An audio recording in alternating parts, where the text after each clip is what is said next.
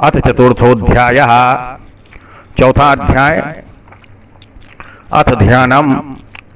सिद्धि की इच्छा रखने वाले पुरुष जिनकी सेवा करते हैं तथा देवता जिन्हें सब ओर से घेरे रहते हैं, उन जया नाम वाली दुर्गा देवी का ध्यान करें। उनके श्री अंगों की आभा काले मेघ के समान श्याम है।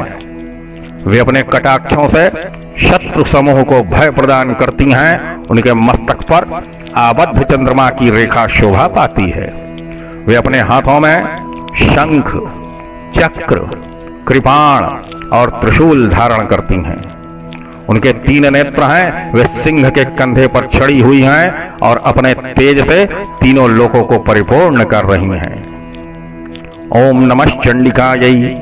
तो ऋषि कहते हैं कि अत्यंत पराक्रमी दुरात्मा महिषासुर तथा उसकी दैत्य सेना के देवी के हाथ से मारे जाने पर इंद्र आदि देवता प्रणाम के लिए गर्दन तथा कंधे झुकाकर उन भगवती दुर्गा का उत्तम वचनों द्वारा स्तवन करने लगे। उस समय उनके सुंदर अंगों में अत्यंत हर्ष के कारण रोमांच हो आया था।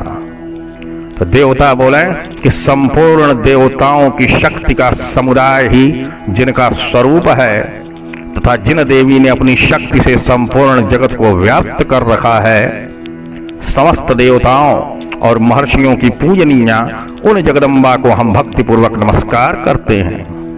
वे हम लोगों का कल्याण करें। जिनके अनुपम प्रभाव और बल का वर्णन करने में भगवान शेषनाग, ब्रह्मा जी तथा महादेव जी भी समर्थ नहीं हैं, वे भगवती चंडिका संपूर्ण जगत का पालन एवं अशुभ भय का नाश करने का विचार करें।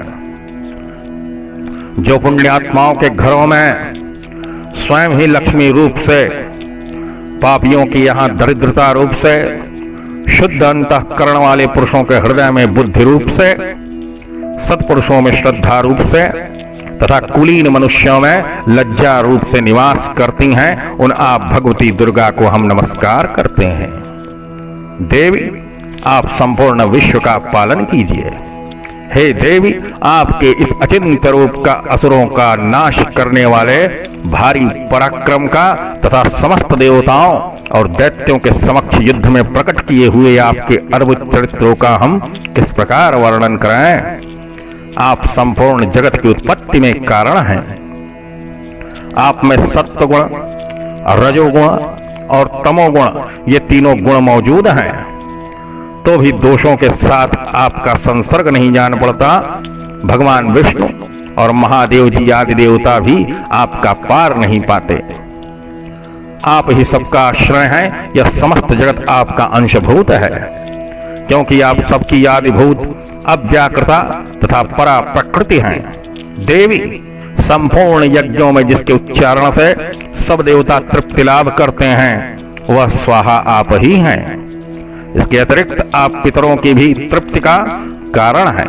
अतएव सब लोग आपको स्वधा भी कहते हैं। हे देवी, जो मोक्ष की प्राप्ति का साधन है, अचिंत्य महाव्रत स्वरूपा है, समस्त दोषों से रहित, जितेंद्रिय, तत्व को ही सार वस्तु मानने वाले तथा मोक्ष की अभिलाषा रखने वाले मुनिजन जिसका अभ्यास करते हैं, वह भगवती परा विद्या आप ही हैं। आप शब्द स्वरूपा हैं। अत्यंत निर्मल ऋग्वेद, यजुर्वेद तथा उद्गीत के मनोहर पदों के पाठ से युक्त सामवेद का भी आधार आप ही हैं। आप देवी, त्रयी, तीनों वेद और भगवती 6 ऐश्वर्यों से युक्त हैं। इस विश्व की उत्पत्ति एवं पालन के लिए आप ही वार्ता अर्थात खेती एवं आजीविका के रूप में प्रकट हुई हैं।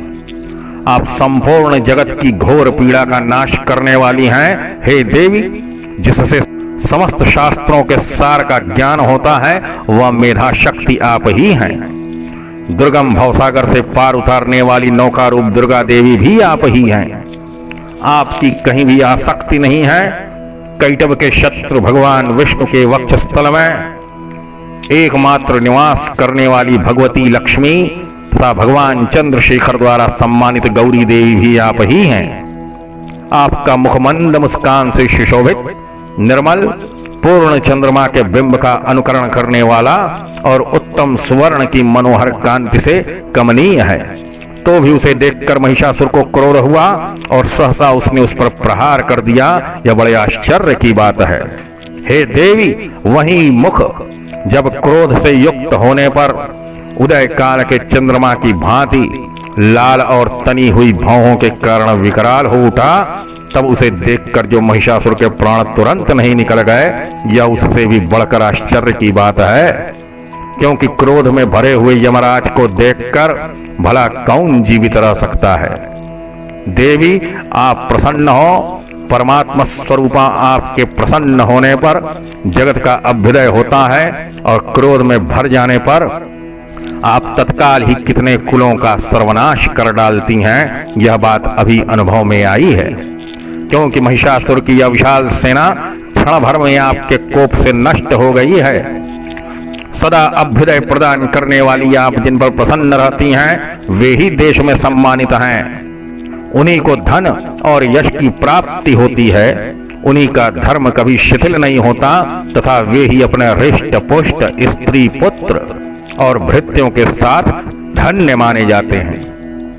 देवी, आपकी ही कृपा से पुण्यात्मा पुरुष प्रतिदिन अत्यंत श्रद्धा पूर्वक सदा सब प्रकार के धर्मानुकूल कर्म करता है और उसके प्रभाव से स्वर्गलोक में जाता है।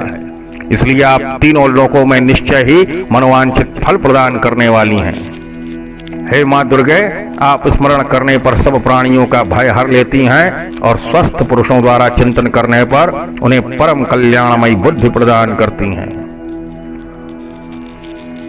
दुख, दरिद्रता और भय हरने वाली देवी, आपके सिवा दूसरी कौन है जिसका चित्त सबका उपकार करने के लिए सदा ही दयार्द्र रहता हो। हे देवी, इन राक्षसों के मारने से संसार को सुख मिले तथा ये राक्षस चिरकाल तक नरक में रहने के लिए भले ही पाप करते रहे हों, इस समय संग्राम में मृत्यु को प्राप्त होकर स्वर्गलोक में जाएं। निश्चय ही यही सोचकर आप शत्रुओं का वध करती हैं।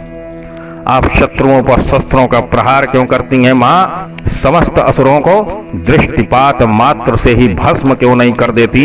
इसमें एक रहस्य है। ये शत्रु भी हमारे शस्त्रों से पवित्र होकर उत्तम लोकों में जाएं। इस प्रकार उनके प्रति भी आपका विचार अत्यंत उत्तम रहता है।